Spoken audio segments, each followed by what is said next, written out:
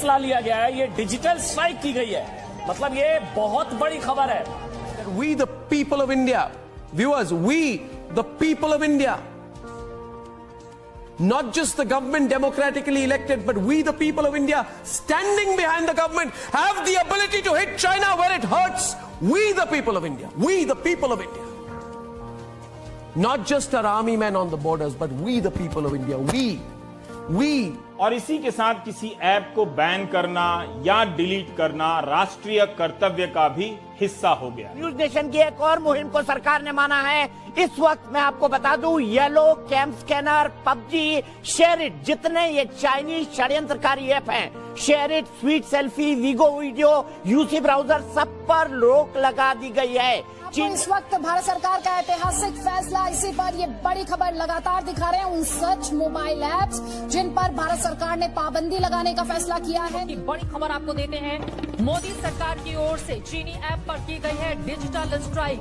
मजाक उड़ाने वाले तो कहते ही रहेंगे कि चीन ने हमारी जमीन दखल कर ली और हम घर बैठकर मोबाइल फोन पे ऐप डिलीट कर। लेकिन गंभीरता से सोच, कुछ नहीं करने से तो अच्छा है कि कम से कम हम ऐप ही डिलीट करें। और क्या इस बात की गारंटी है कि ये किसी नए कदम की शुरुआत नहीं है? केंद्र सरकार का बड़ा फैसला है, ये बहुत बड़ा फैसला है। और सबसे पहले ही मैं भी सैनिक, ये मुहिम न्यूज नेशन ने शुरू करती थी। चाइना के अतिक्रमण, चाइना ने हमारे यहाँ जो घुसपैठ की कोशिश की थी, उसके बाद This is going to have a beautiful ripple effect, a domino effect. The valuation of these companies will be affected. When you take away the world's largest country, largest democracy out of your business axiom. कई ऐसी कंपनियां हैं जिनमें चीन ने निवेश किया है। अलग से नाम लेने की जरूरत नहीं है। उन कंपनियों को कब और किसने प्रमोट किया, ये भी अलग से बताने की जरूरत नहीं है। हिंदी चीनी बाय बाय करके मुहिम चलाई थी, जिसके तहत हमें आप सभी का पूरा सहयोग और समर्थन मिला था। इस ऐप पर बैन लग गया है। पबजी, यूसी ब्राउजर और जैसे जैसे नाम आएंगे मैं आपको बताऊंगा। येलो, कैम स्कैनर, ये न्यूज नेशन की मुहिम थी, मैं भी सैनिक। भारत की तरफ से पहली डिजिटल एयर स्ट्राइक है चीन के ऊपर। जैसी एयर स्ट्राइक हमने बालाकोट में की थी पाकिस्तान के ऊपर, जैसी सर्जिकल स्ट्राइक हमने पीओके में की थी 2016 में। हर बार दुश्मन के लिए एक अलग तरह का जवाब होना चाहिए और इस बार भारत ने जो जवाब निकाला है वो ये है कि इस बार हम डिजिटल एयर स्ट्राइक करेंगे चीन पर। भारत सरकार ने अनुमति तब दी जब दुनिया के कई देश इस फोन कंपनी पर शक करने लगे। ऑस्ट्रेलिया ने अगस्त 2018 में हुआवे को बाहर निकाल दिया। न्यूजीलैंड ने भी हुआवे को 2019 में आने से रोका। जापान ने भी 2018 में सरकारी कॉन्ट्रैक्ट से हुआवे को बाहर किया। नॉर्वे ने स्वीडन की कंपनी एरिक्सन को चुना। हुआवे अलग अलग देशों में टेलीकॉम कंपनियों को 5G टेक्नोलॉजी देती है। ब्रिटेन में जॉनसन की सरकार ने इसी मई में एक फैसला किया है कि 2023 तक 5G के विकास में हुआवे कंपनी की भागीदारी 0 कर दी जाएगी। अमेरिका में मई 2019 में एक तरह का प्रतिबंध लगा।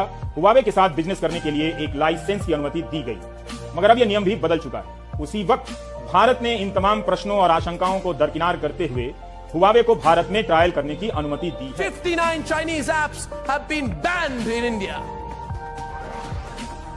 TikTok blocked, Share It blocked, UC browser blocked and much more. India defeats China's data warfare.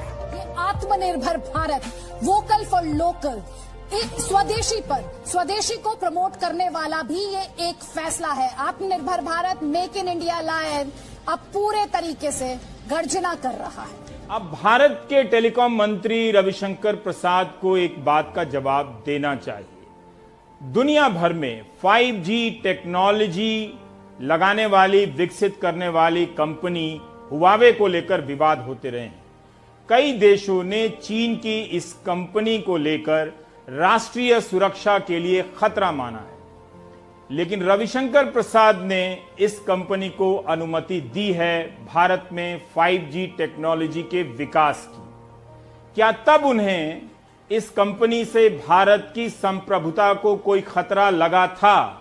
वो ये बता दें ताकि बाद में माहौल बदलने पर यह कहने की जरूरत ना पड़े कि इससे खतरा है। ये बिक गई है गवर्नमेंट, अब गवर्नमेंट में कुछ नहीं है।